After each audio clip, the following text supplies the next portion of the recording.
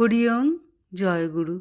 আমাদের প্রাণের ঠাকুর শ্রী শ্রী স্বামী স্বরূপানন্দ পরমহংসদেবের অমৃত সম উপদেশ বাণী, পবিত্র আত্মগঠন বা ব্রহ্মচর্য প্রসঙ্গ গ্রন্থ হইতে পাঠ, পৃষ্ঠা সংখ্যা 68।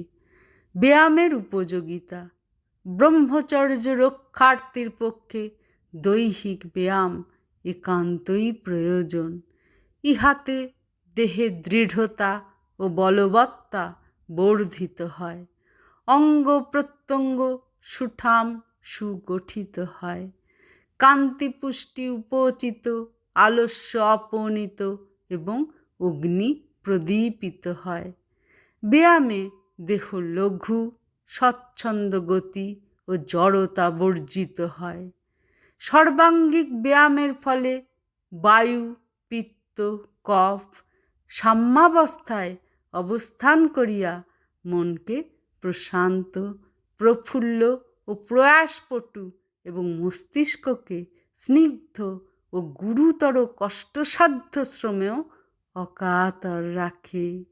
ইহা হইতে তেজস্বিতা, অকুতভয়, উৎসাহ, অধ্যবসায়, কৃচ্ছ সহিষ্ণুতা, ধর্মিষ্ঠতা, একনিষ্ঠা, আত্মনির্ভরতা, আত্মশ্রদ্ধা ও আত্মোৎসর্গের আকাঙ্ক্ষা জাগ্রত হয়।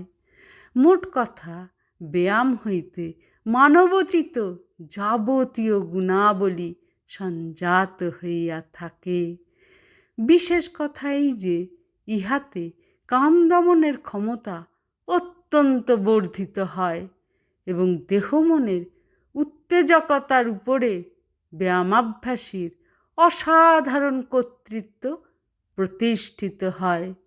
ব্যায়ামকালে বিক্ষিপ্ত মনকে নিজের দেহ মধ্যে নির্দিষ্ট পেশিসমূহ নিবিষ্ট করিতে হয় বলিয়া ইহাতে প্রতিদিনই মনের অভিনিবেশের ক্ষমতা বাড়ে।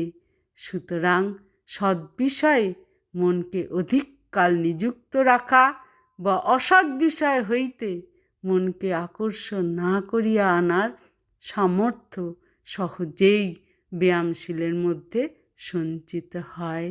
হরি ওম জয় গুরু।